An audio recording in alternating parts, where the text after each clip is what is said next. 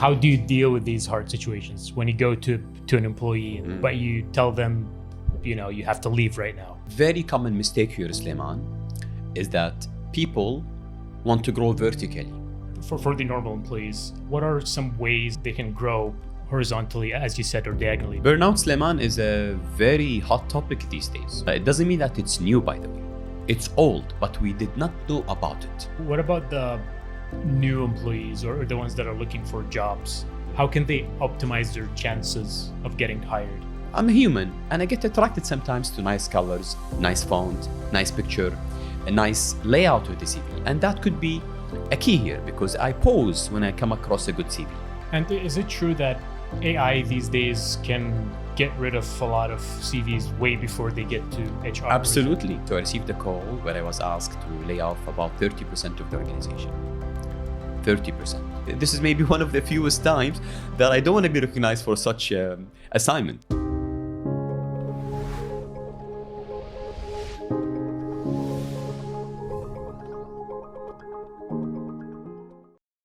Okay.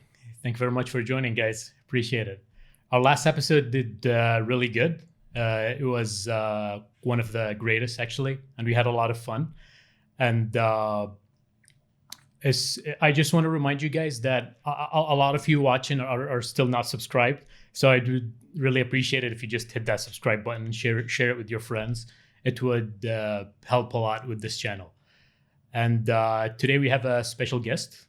We're going to be talking about human resources. We're going to be talking about different scenarios. For example, if you have a toxic boss, what can you do? And other good scenarios. It's going to be very helpful for you guys. So thank you very much for joining. You're welcome, Sulaiman. It's a great pleasure to be here. And I thank you for inviting me to this podcast. Yeah, appreciate it. Okay, so let's start initially. Why did you choose human resources? It wasn't a planned decision, Sulaiman. I'm originally engineer, graduated from the States, came back to Kuwait, got a job in engineering, and I didn't know what HR meant back then. I worked for 4 years in engineering, but during the time of my engineering job, I got exposed to training, and management thought that I'm good in training. They said, Ahmed, why didn't you give this specific training? And I started, and obviously I did well according to the management. Shortly after that, I got certified to interview on behalf of my department. So that's another HR job.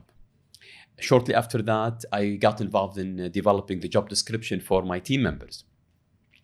So at some point of time, Sulaiman, I was doing more HR work than my original engineering work.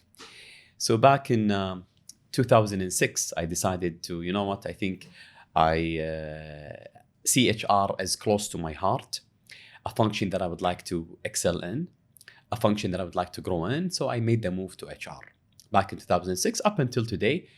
Like you rightly said in the beginning, I've been through many industries in my life, but of course, pure HR since 2006. Can you tell us a little bit about your experience with the first turning point? When was the first place where you were like, this is my field, this is my game? Without naming the company, but I mean, I got to know the team. The team were wonderful. HR team, empathy is high, communication is high, fun, happiness. And I really enjoyed what they're doing.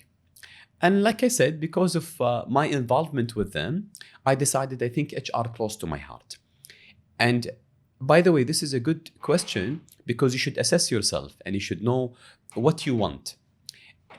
Initially, when you graduate from college, Sulaiman, you don't know really what you want.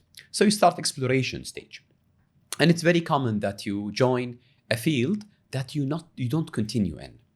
It's very common that you see, for example, marketing graduate end up in finance, or finance graduate end up in HR, or HR graduates end up in operations. It's very common, and it's even recommended. Because what if you graduate with a degree and then you join, but you don't really have passion in what you're doing?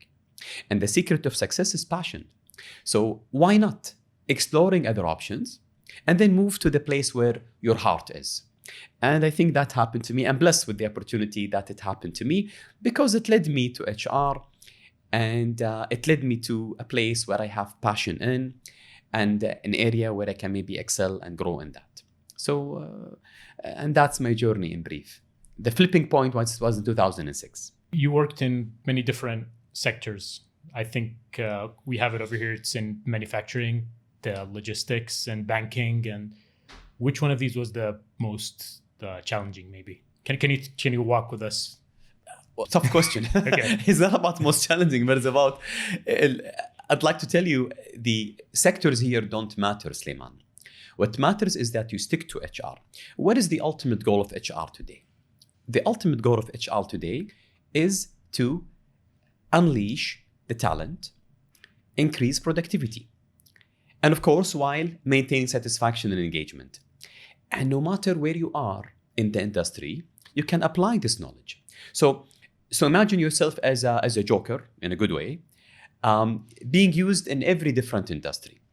So HR today is a career path by itself, can be applied in any industry. So industries here really don't matter. What matters is you know the goal, you know what you do in HR, and then you can apply it anywhere. So it works the same in all these different sectors? It works the same in different sectors, but now the challenge is that you have to get to know the business. Mm-hmm. So you will be new, for example, to the business. You have the HR knowledge, obviously, but you're new in the business. So the challenge is to know the business technically and really understand the business so you can service them better. And that is the challenge. The challenge is not on the HR side. The challenge is knowing the business. Oh, I see.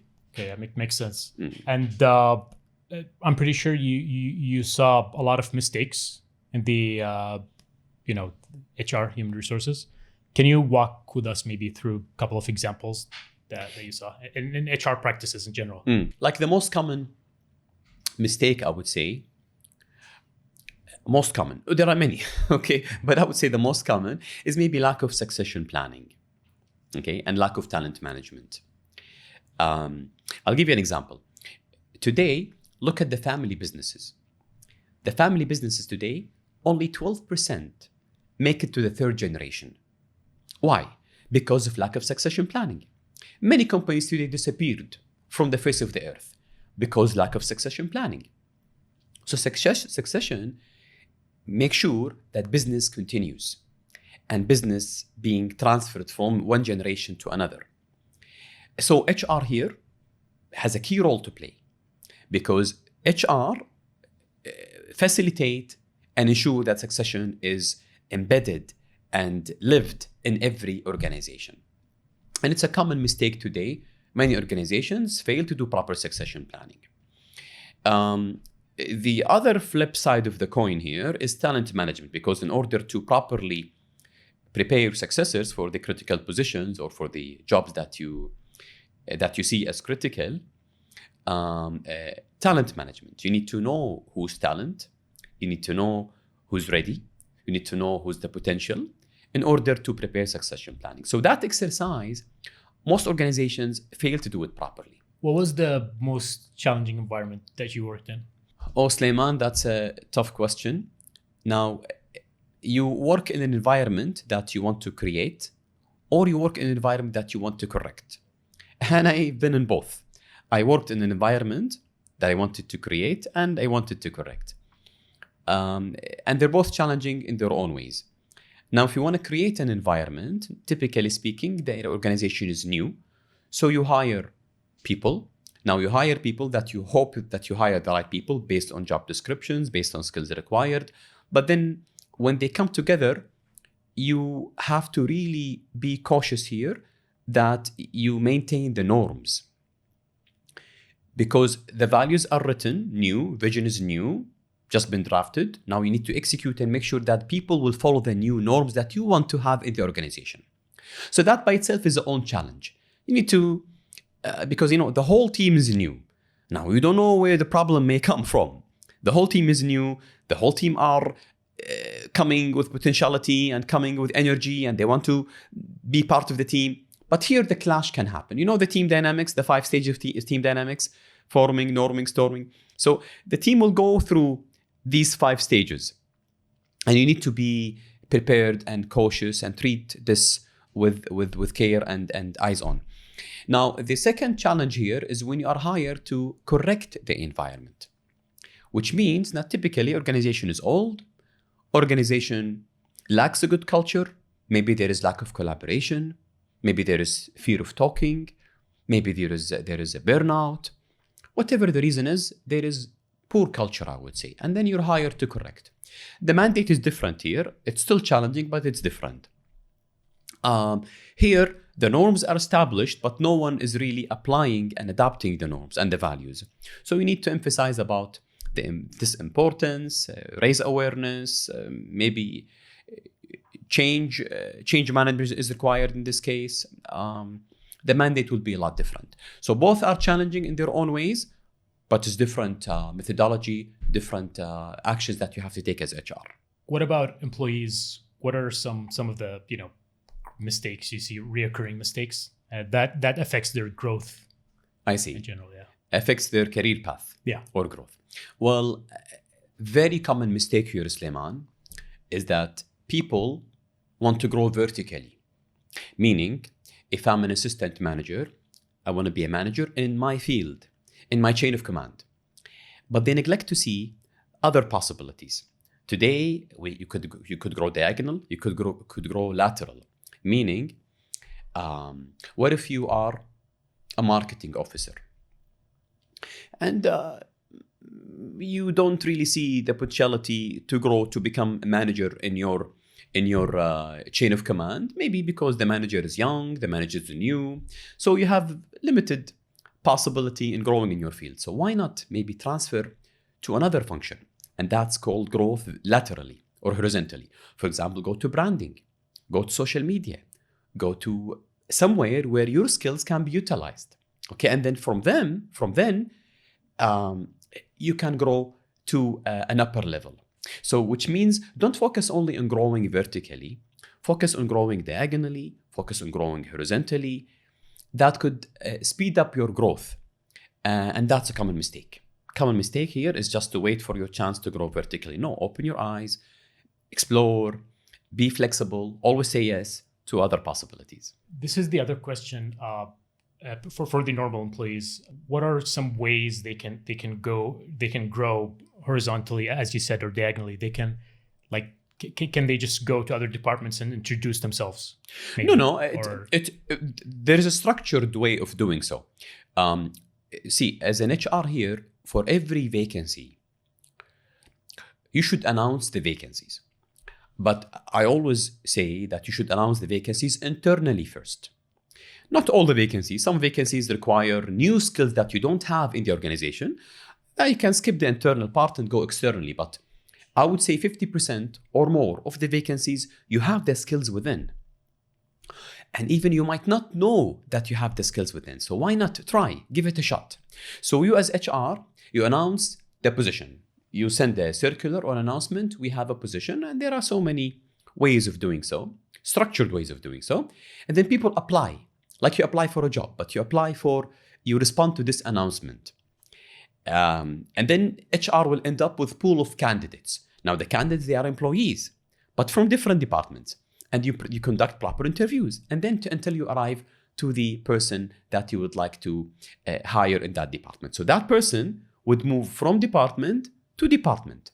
And that's called horizontal or lateral move. No promotion here, most likely.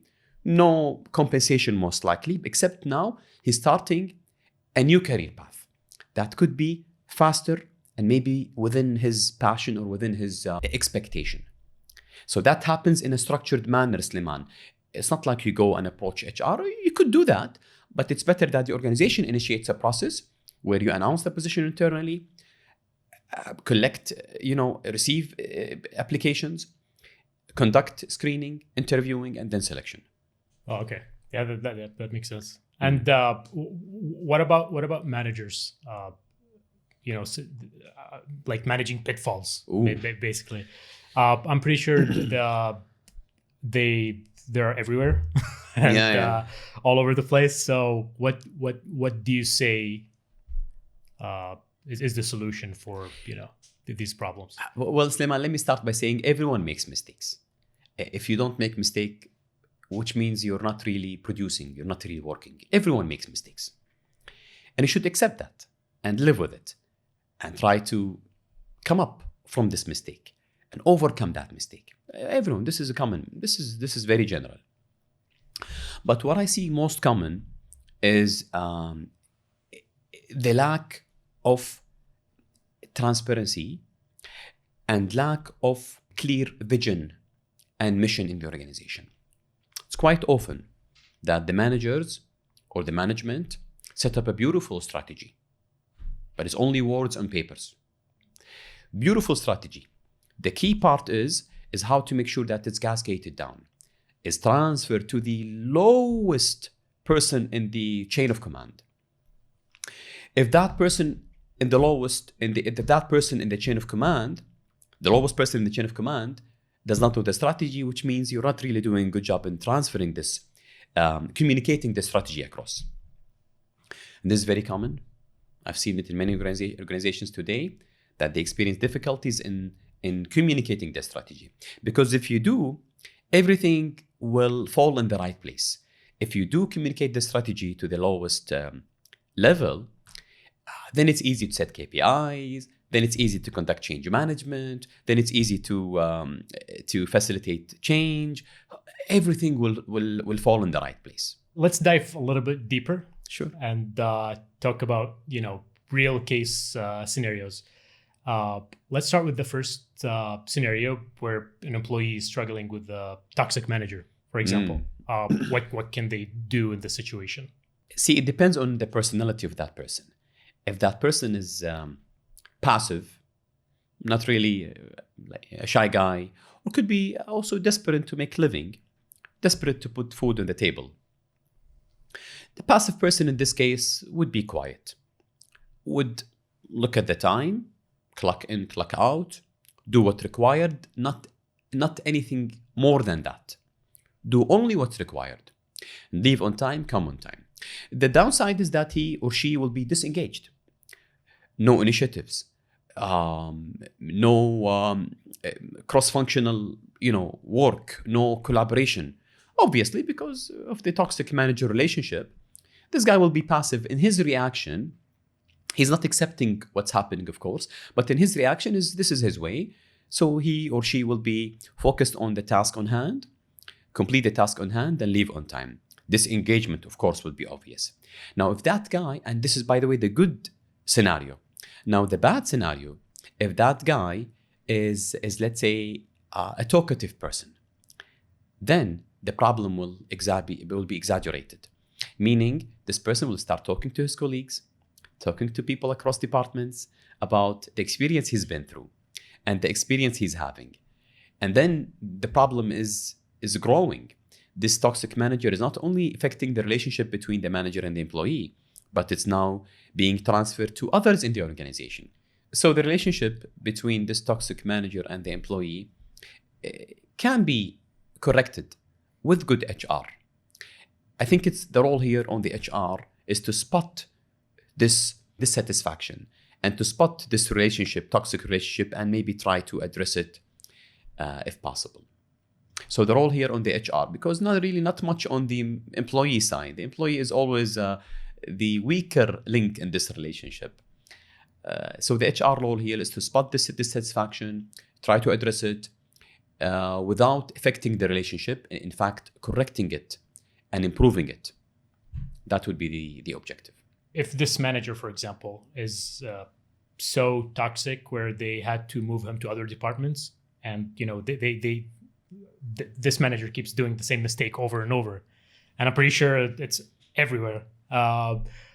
What is the role of HR here? You need to highlight the problem to the upper management, and I always say the question is, of course, why he's still in the management, why he is still playing a key role in the organization.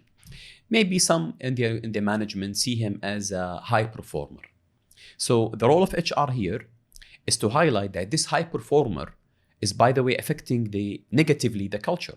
So maybe he or she is delivering the numbers, but maybe is not really delivering the other mandates here, culture, development, retention, all these elements must be highlighted. You don't want to have a toxic manager. You want to have somebody who is able to learn.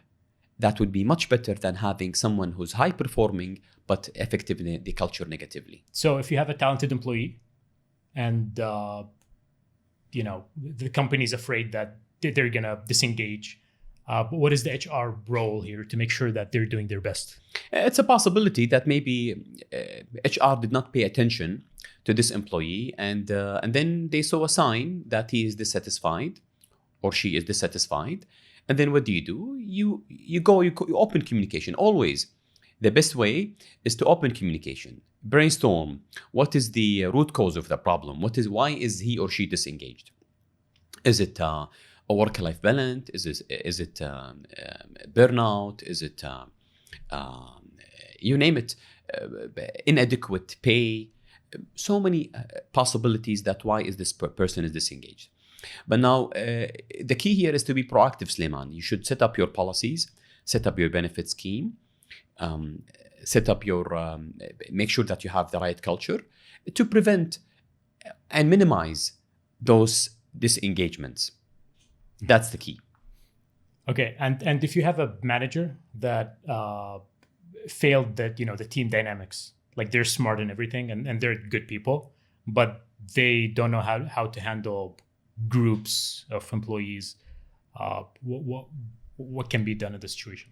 See, a good manager is good in dealing with teams and good in handling teams. So there is no good manager that is not being able to handle the team. In fact, that's the manager or the leader job, is handling the team. So you could be technically solid, Sulaiman, technically good in what you do, but you're not really a good manager, not a good leader, then you are not a leader. That's why in human resources, we came up with a solution. We came up with a dual career path.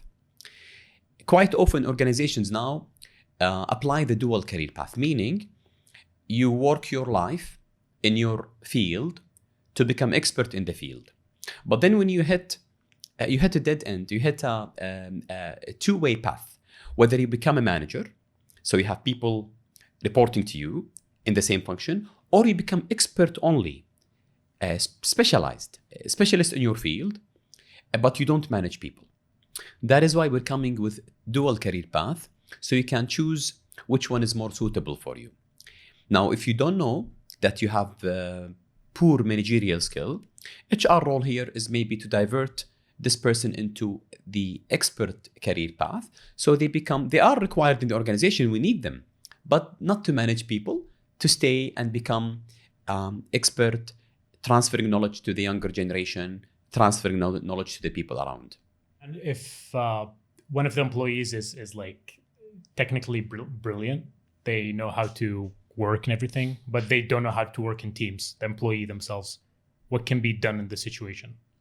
Will you isolate them maybe, or? No. In the contrary, because they're good, you need to coach them. Almost everyone is coachable. Okay, with the right coach, with the right techniques, you can coach them and tell them and teach them how to really be involved in teams.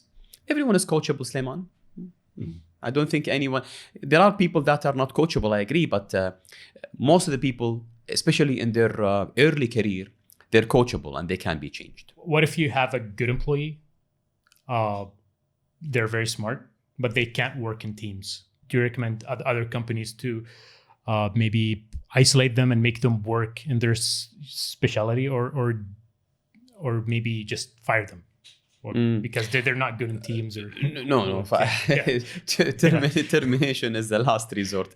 I mean, there are so many other things that you could do. No, you need to work hard to develop them, Sulaiman. You focus on the soft side. By the way, soft side is oftentimes a hard side. It's called soft skills, but they are hard skills. Anyway, so focus on the behavior skills. If in the event that this person is not coachable, which is highly doubtful, you find a job that is suitable for them. And I'm sure every organization today, they have the right jobs for people who don't work in teams. But if he's high performer, invest. and assess and see where he can find a job that is suitable for him. And you said earlier that there are some signs that the employee is disengaging. How can you spot that? Even like it's a message for the other employees working with that individual. Can they maybe report that to the HR, or how does that? No. A good HR today will spot that early. For instance, I'll tell you really valid examples. When you make breakfast invitations or cup of coffee invitations, or you invite your people around you to grab a snack or something. If a person is left out, or if a person always says, no, thank you, I'm busy. No, thank you, I have commitment. No, thank you, I have to leave early. This is a sign of disengagement. Believe it or not. It starts from invitations. It starts from gatherings. Because people today who are engaged with their colleagues, most likely they're engaged in the organization. So this is a sign. It's a message for HR that, this person is always left out and he always says no. Then why? It's a sign. It's a starting point. So you have two different departments and they're blaming each other. I'm pretty sure there are a lot of cases like that. Many. What is the best solution in this case? See, as soon as you know that, Sulaiman, you should open communication. Open, transparent communication. You can facilitate. You can bring them to a workshop, communication workshop, both departments. You can brainstorm together. What are the cause of this friction? What are the cause of this problem? Could be communication, could be procedure, could be skills gap, you name it. So you open communication, make them feel comfortable in an environment where they feel safe to talk. Because one of the problems today is the fear of talking, fear of highlighting that they have a problem. So make them feel comfortable that they can talk, safe that they can say we have something wrong, and then you will end up with good beginning for the solution. So you bring them for a brainstorming session, identify the root cause, and take it from there. And if the company is scaling so fast, and there is a high possibility that the employees they can get burnout, for example. How can you avoid that? How can you make sure that they're doing their best, but they're not having these burnouts? Burnout, Sulaiman, is a very hot topic these days. Okay, well, it doesn't mean that it's new, by the way. It's old, but we did not know about it, or we did not really pay attention to it.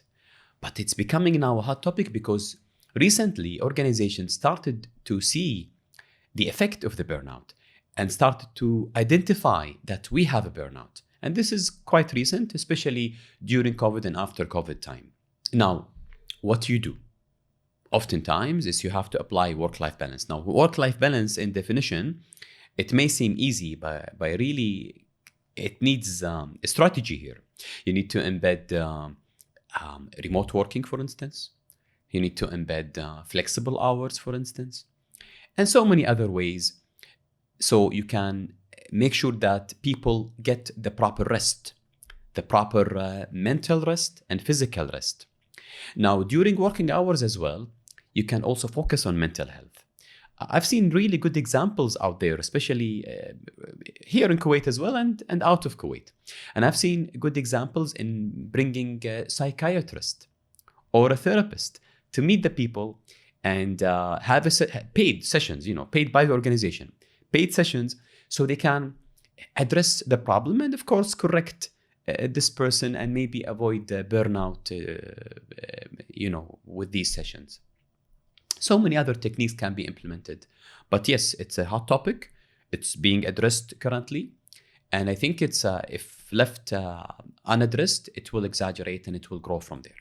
Let's have some real life scenarios, just small ones maybe, about like the no-nos in office politics. Office politics. Yeah, office politics. Like what are the big no's that all employees should avoid? For example, gossiping or like these things that always lead to bigger problems later? It's easy said than done. Of course, I can. Of course, I have to tell you, gossiping is not allowed, and gossiping limits your career. By the way, Suleiman, if you keep gossiping and keep talking negatively about your boss, about your management, about your colleagues, it limits your growth. Because believe it or not, people would know that there is a gossip, and people would point at this person that you are part of this negative discussion. They will know, and it will limit your career. So smart people today avoid discussions, avoid getting involved in gossiping, like you said. So that's a big no. And back to the dinner or lunch invitation or coffee invitation, I would say always say yes. Always, okay, fine. And I've seen that happens.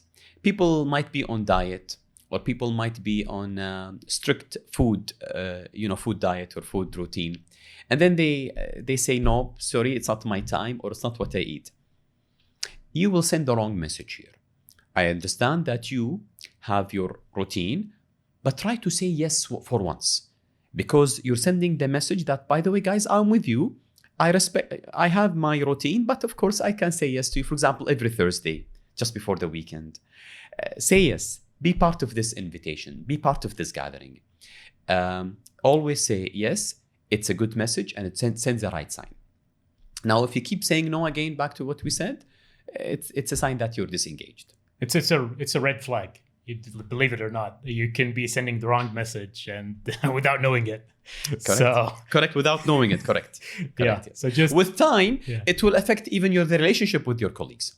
If you keep saying no, then this thing may be transferred to the business, and then it affects the relationship, affects the speed of communication, affects the initiative, affects the team dynamic.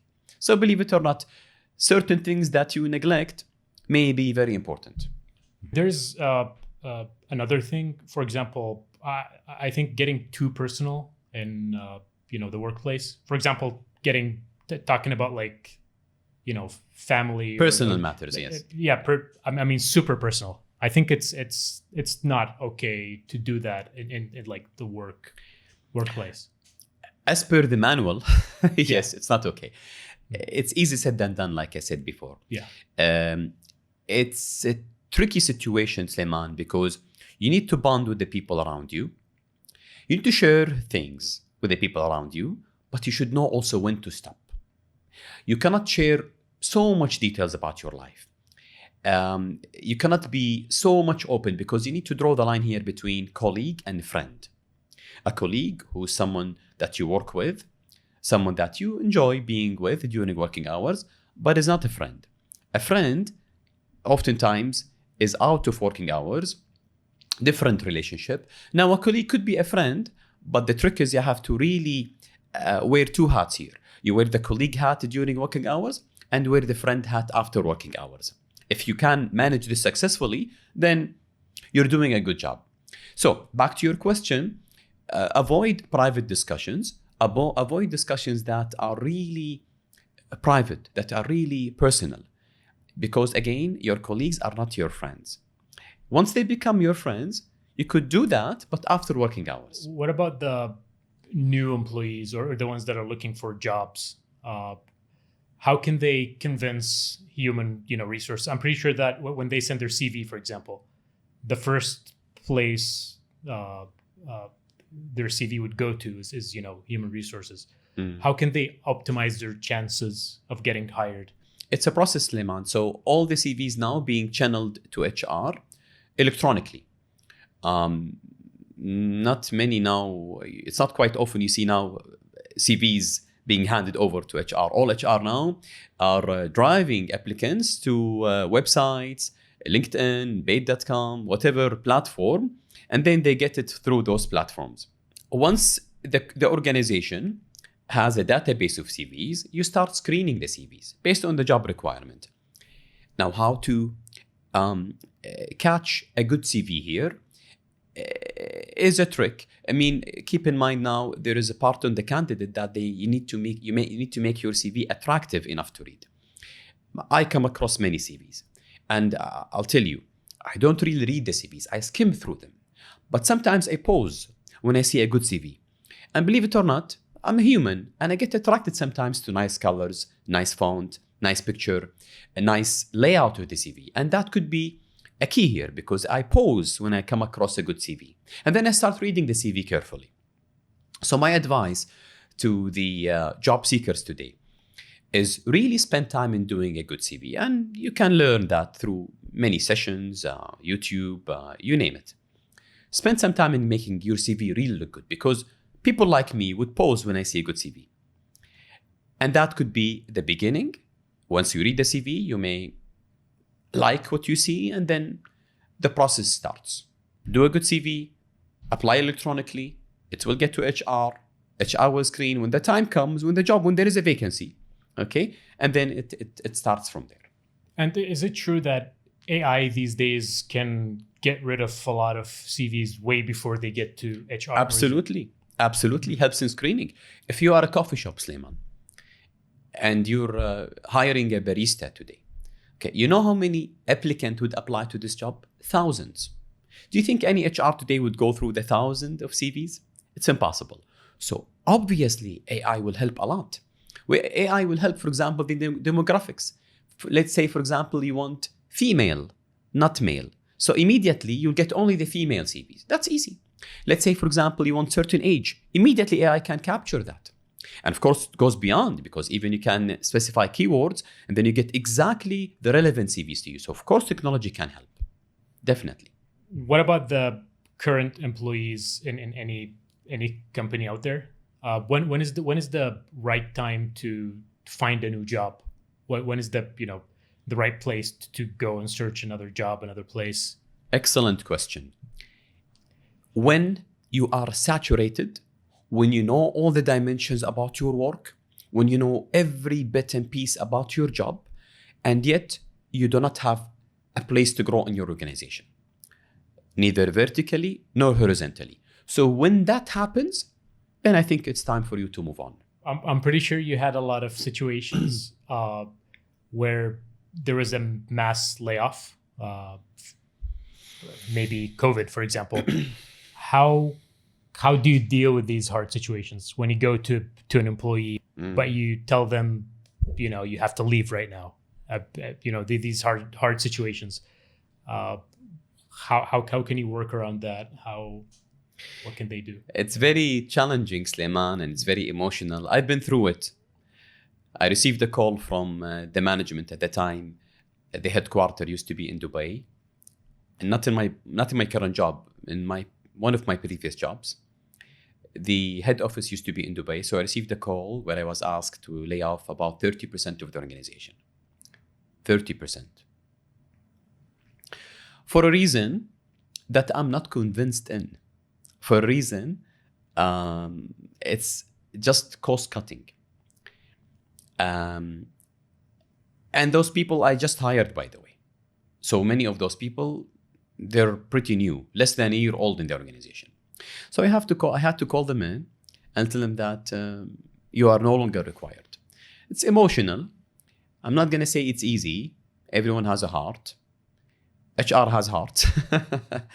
And it wasn't easy assignment. I was actually applauded and recognized for managing it properly because no disputes, no one complained, no lawsuits. And I was applauded and recognized for this achievement. And I didn't. This is maybe one of the fewest times that I don't want to be recognized for such assignment.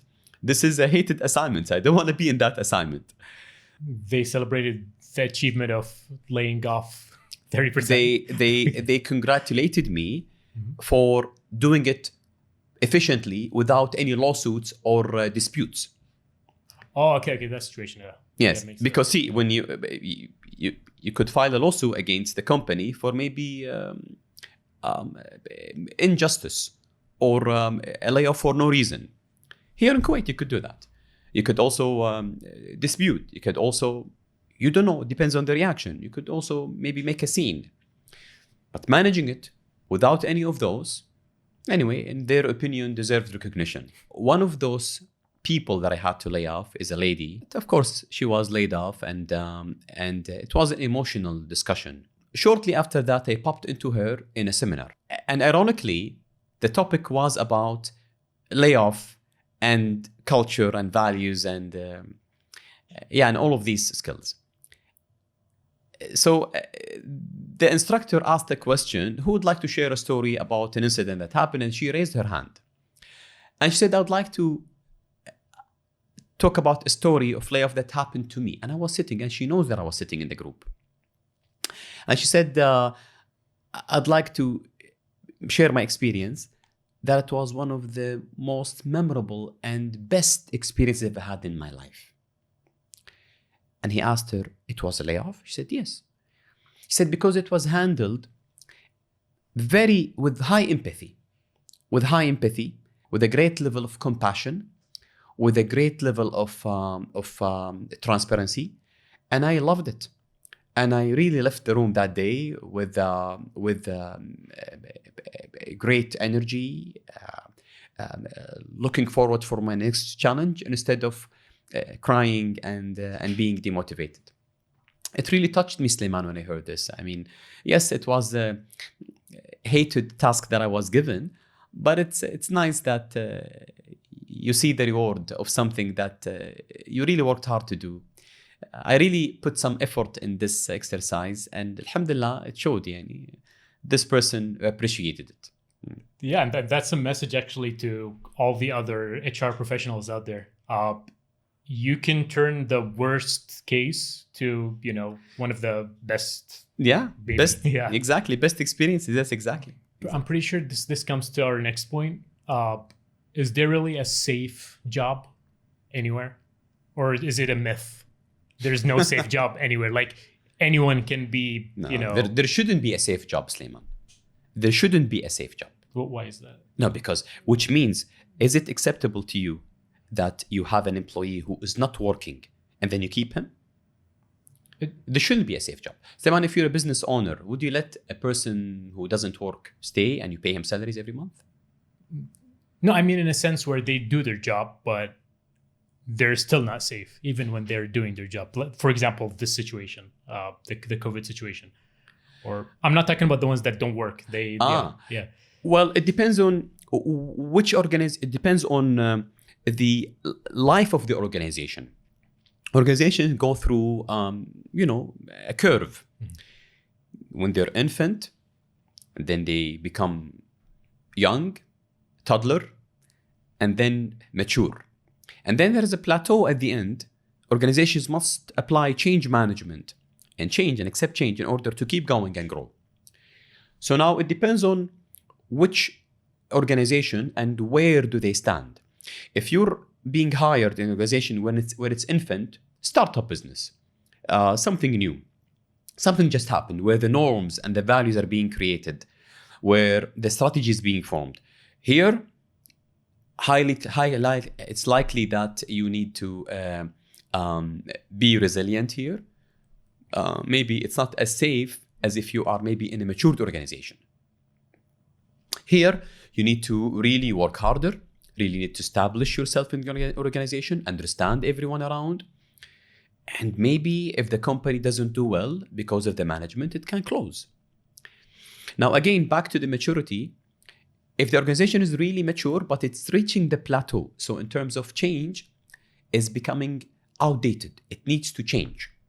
And if the management doesn't change the organization, then you're also not safe. Because eventually, there's a saying, staying still like going backward. So eventually this organization will go backward. Maybe it's not safe as well. So it depends where you are in the lifespan of the organization. To answer your question whether it's safe or not. It's safe where the organization, it's changing, is evolving, a good management, clear strategy, this organization is safe. But if the organization, like I said, it's infant or maybe struggling with adapting change management, then I don't think you're as safe as the other scenario. I heard a lot of stories where some employees see things in a better way. Maybe they can. What I'm trying to say is, let's say there's a task and they think that they should follow this way, but the organization says otherwise. But then they're pretty sure that this method is much better than what the managers are saying. Should they just go with what they think is better, or just follow the company's order? Disagreements should be welcomed in any organization today. A good leader today will accept this disagreement. It's fine. You don't want a leader. You don't want today all employees say yes sir for every single thing. You don't want that, because that hinders development, hinders change, limits innovation and creativity. So you don't want those type of people who say yes sir. You want disagreement. But now, how do you deal with disagreement, and how do you embrace disagreement? Disagreements should be formal, should be structured, handled well. And it's normal. It should be part of the business. It's not something bad that you don't want, something good. You want disagreements today, but it should be respected and welcomed. So in order for you to welcome disagreement, you should make the people feel safe to disagree and feel safe to speak out. Because in organizations where there is a fear of talking, you won't get disagreement and you won't get anything, in fact. You will get only yes sir, and they do whatever it takes. But you should make them feel safe. Then even if they disagree, it's welcome. You'll be recognized, and you'll be part of the change, and so forth. So make them feel safe. That's a key. And in organizations where they don't feel safe to talk, those organizations usually just end up, failing. Yeah, in general. Or it hinders growth. Again, there is no. It's going to miss initiatives. Innovation, creativity, would be very limited. Very limited. Okay. In addition to high turnover, because people would be looking for something else. Good people would be looking for different jobs. So it may lead to high employee turnover. Where do you see the future of human resources in our region? And then we're going to talk about the whole world. Definitely embracing technology more. Definitely embracing AI more in every single function in human resources, in recruitment and selection, in talent development, in retention, in succession planning, in people experience, in driving change. In every single aspect of HR function could embrace technology, and I think we're going faster than we think. Compared with the whole world, do you see any difference between our region and the rest of the world? Due to the technology, the gap that we used to have 15 or 20 years ago between HR out there and HR in Kuwait, now this gap is very limited and is very short, and it might even disappear. So immediately we get what's out there in the market. Immediately we get what's a new trend, a new tool, a new method or managing technique. Immediately you get also the communication from abroad. So now what used to be copied from abroad, sometimes we even have it here in Kuwait, is being copied across and being copied by any organization out of Kuwait. Nice, interesting. So there is no we're not followers anymore. Maybe we used to be, like I said, 15 or 20 years ago. Trend outside happens first and then we follow. But due to the efficient communication, immediate, instant communication, now the gap is really short. And for companies, how can they attract, all of these talented people and stay relevant in the next 5 to 10 years? What are some tricks or some methods they can do to make sure that they're pulling the best of the best? Like I said, Sulaiman, as HR today, you make sure that you have the right policies. Good policies. Updated policies. Updated meaning you adapt what's new out there back to what's new. Adapt what's new. Good policies. Stick to the policies. And then focus on getting the right talent. Okay? Pay them adequately. So have the right benefits and compensation. Have the right rewards system. and then retaining the best. Okay, so policies, hiring the best meaning hiring the right people with the right skills for the right jobs, and then retaining them. Work hard to retain them by having the good work environment. So policies, hiring the best, work environment. Once you do that, you're set for any generation. You're set for life. Okay? Keep that updated. Keep that flexible enough to adapt to new changes. And then I think you're set for life. Yeah. And for the final advice you give for employees and managers, what's like the one piece of advice you can give employees and managers? Yeah. Employees and managers. Employees first? Yeah, let's start okay. with that. Yeah. Employees. Well, back to the career path. I mean, don't say no. Always say yes. Always accept assignments. Always accept challenges. Always accept opportunities at work. You don't know where it would lead. Okay, but if you say no, then you stay put. You stay still. So always say yes. Always open your eyes. Always explore. Always collaborate and always listen. I have a habit of walking around the company. I try to do it every day. Due to my busy schedule, I fail to do it every day, but I really would like to do it every day.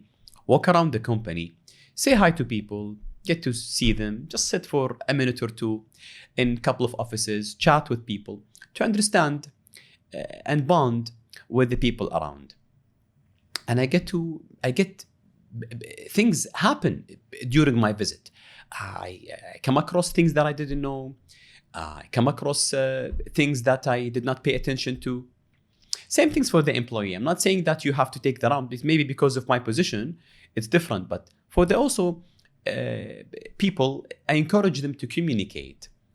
And accept opportunities, accept tasks, accept challenges. That's my advice to employees. My advice to managers, also welcome that. Give them time, understand them, empathize. Empathy here is a key word for the managers, empathize.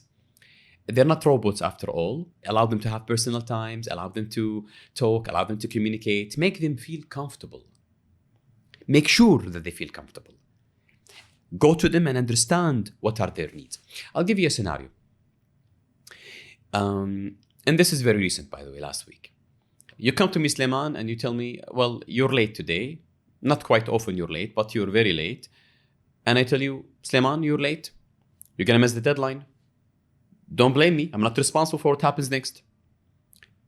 And then, versus if I come and tell you, Sulaiman, how can I help you? Is everything okay? You sure? Can I help in anything? Okay. You're late today and it's not a habit. Please let me know if I can be more helpful. See, I'm notifying you, but the message here is different. The first one was maybe a bit harsh. Second one is maybe I'm a bit empathizing. So that's here empathy. If you can empathize with your employees, Sulaiman, if you can understand them, make them feel comfortable, I think you can count on their support, and you'll have more productive environment. What are some ways you can handle, the right culture, or you can share the right culture with people? Oh, so many ways. It's all about maintaining communication, maintaining transparency, and you have so many ways of maintaining this communication. Funny communication, you name it. Establishing a cup of coffee with the people around you, establishing means of getting, with the people. And I'd like to share one thing that I do with my team. Maybe it's useful. We do the huddle every Sunday. And it's a stand-up huddle, a small meeting, doesn't take much time, 2 minutes each, where people say about their important tasks and people say what they intend to do in their week. That's why it's called huddle. It's 2 minutes. Sometimes I change the huddle and I tell them, you know what, guys, instead of meeting in the HR department, let's meet downstairs in the mall. We work in a tower where there's a mall. And we walk in the mall and talk in the same time. So the huddle becomes an exercise or a sport event where we will, and I tell them ahead of time, like in WhatsApp, I tell them, okay, guys, wear your sneakers or wear your walking shoes tomorrow so we can walk and talk in the same time. Believe it or not, it's fun. It's active. So we kind of do some sport in the morning before we start our day. And so many other ways. Endless possibilities. Nice. Okay. Thank you very much for joining. I appreciate it. My pleasure, Suleiman. I actually like your tie. He's wearing the Spider-Man tie, which is cool, actually. Yeah. Hold on. This is the original one, huh? Look. It's Marvel, I know. Can the camera spot it? It's Marvel, the original one. Yeah, that's pretty cool. Yeah. Thank you, Suleiman. Thanks, Habibi, for inviting me. It's a pleasure to be here with you today, and looking forward for your success in this podcast. Yeah, appreciate it. You're welcome, dear. And for you guys, just remember to subscribe, send the video to all your friends. And as always, if you have any suggestions, feel free to hit me up. And have a good one.